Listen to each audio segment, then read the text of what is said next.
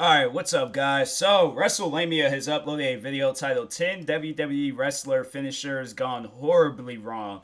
Yeah, I know probably they're gonna have it. If they haven't done a video like this already, because I know they've done like similar videos, so they might have done a video like this already, and they might have included it, but when Undertaker did that tombstone to Goldberg, and then I think, didn't he give him a concussion or something like that? Just by hitting it wrong. It was like some move that he did. He could have given Goldberg a concussion. But anyways, yeah, let's go ahead and get into this video. I seen like the first second of the video, and it looked like it was Sheamus. And so I think they just say like that bro kick, it can like hurt somebody, you know, if it's executed the wrong way. But make sure if you guys if you haven't, go subscribe to WrestleMania for more videos like this. And subscribe to me because it is helpful. But anyways, let's get into this video. Went for the bro kick, a glancing bro kick. I don't think Sheamus got all of it, John. It goes without saying that a wrestler's finishing move is their most important and memorable move. This also means that if a wrestler manages to botch the move, it can seriously ruin not only a match, but the reputation of the move itself. Watch Lesnar's head. Oh yeah. That's 295 pounds, ladies and gentlemen. Following. Oh! But when did these moments happen? Well, join us now as WrestleMania looks at 10 WWE like wrestling. Brock Lesnar, I'm like, to see him move like that, that is crazy. But then it's like, also, this is, you know, he ain't never did no stuff like that again, so. Who botched their own finisher.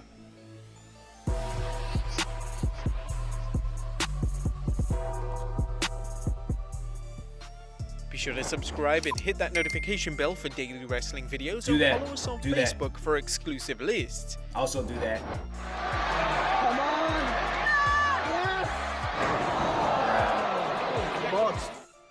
Number 10, Goldberg, the jackhammer. Oh, it was, when he came centimeters away from, breaking his neck. A Super Showdown 2019. I knew somebody had almost got main event matches. Oh yeah, I think it was he did something. They did something to each other, and it was like, yeah, that match was horrible. WWE has ever put on pay-per-view. It featured The Undertaker versus Goldberg, who, well, let's be fair, both passed their prime, and unfortunately, the match was a complete disaster. Again! No. Oh, he was looking for the tombstone pile driver, I believe. You can see people in the crowd like looking like, what is this, bro? Infamous moments in the match featured Goldberg botching the jackhammer and somehow dropping The Undertaker right on his head. There's no way Goldberg's gonna be able to do this to The Undertaker! No way! Oh my God! Crazy, man. Goldberg wanted that jackhammer, didn't get all of it. Taker wasn't too pleased. Number 9, Seth Rollins' high knee. Oh yeah, broke John Cena's nose. In the summer of 2015, WWE decided to ban the curb stomp, citing that the move looked, well, unsafe. This meant that Seth Rollins was forced to change his finisher, and one of the finishers he changed to around this time was a standard knee to the face. Off the top rope, slipped a bit. Seth Rollins takes advantage with a ripcord knee. However, in a match with John Cena on Raw, one of the most basic finishers there is was badly botched. Watch the right knee. That's the move. And that's the move where it's like you don't see them ban that move. That knee would shatter the nose of the United States champion. Dang.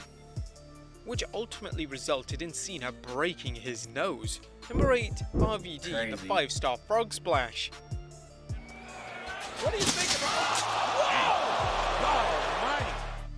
The first ever Elimination Chamber at Survivor Series 2002 featured one of the worst injuries that has ever taken place in the chamber match.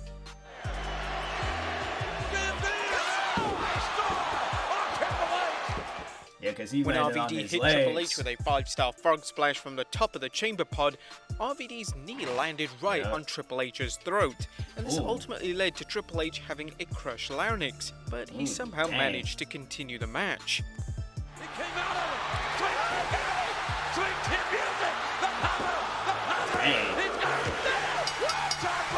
That's crazy. Number 7, Aleister Black, Black Mass. Have we seen this before? Measuring Cesaro. Oh my gosh! Knocked his mouthpiece. It's like it was kind of delayed how he like spit the like. Now let's go back and look how. Oh my gosh! It's like usually then it's gonna also go pretty far if it's like a good enough kick and things. But anyways, but he just like that's exactly what he did. So The Black Mass has become one of the most deadly moves in all of WWE. However, a botcher NXT TakeOver Chicago 2 event almost ruined the reputation of the move. that guy, he ain't even said that he got fired. Lars Sullivan. Black's NXT title defense against Lars Sullivan, Black went for the Black Mass and completely missed the move.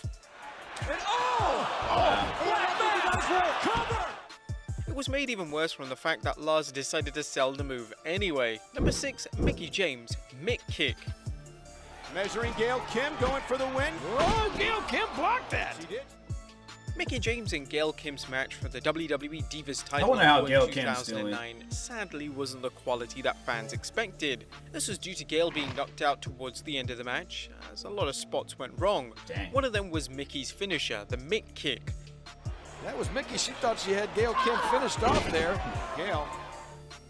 Mickie completely missed the kick and instead opted for a punch to the face. It was incredibly awkward and the crowd didn't even know how to react. Number 5, Ryback, Shell Shock. Oh yeah. There's like Ryback.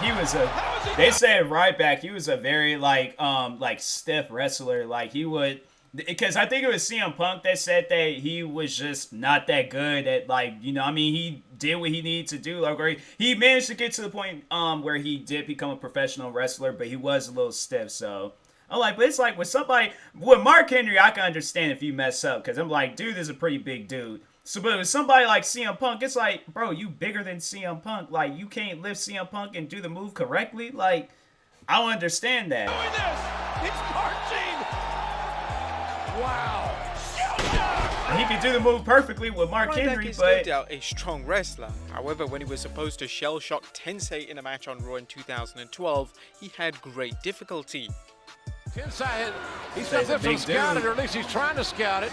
But well, he should have it scouted because he met Ryback of Friday night. Firstly, he couldn't even get Tensei up for the move, and then when he finally got him up, he awkwardly dropped him and, well, just because you don't want to bench her. My thing is like, I'd rather would throw him down rather than to mess up my back. You mess up your back, that's going to be even worse. Again, that's a 360-pound man who runs into another clothesline. Well, the veteran, the Tensei hit the gym a little bit. Number 4, Stone Cold Steve Austin, the Stunner. I wanted to show you something.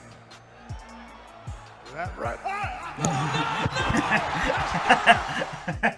The Texas Rattlesnake. I don't know why. I like when Vince, when he gets hit with wrestling, but especially like back in the day, because he had a reaction to him, man. Stunning Donald Trump at WrestleMania 23 may just be the most infamous Stone Cold Stunner of all time. Oh, yeah. Following Umaga vs. Lashley's match, guest referee Austin would hit a stunner on the future US president. Hey! Austin stunned the Donald! What? Stone Cold! Sadly, he was also one of the worst. The only man that has managed to in a wrestling way, but he did get to put his hands on him. So that's why I'm like, there's like a part of me like right here that just respects Stone Cold Steve Austin for that. Of all time. Austin didn't even connect with a kick to the gut and failed to grab Donald Trump's head, so the move looked incredibly poor. Number 3, Undertaker's chokeslam. Because my thing is like Trump gets injured, the company might as well be his. So. Not right, King.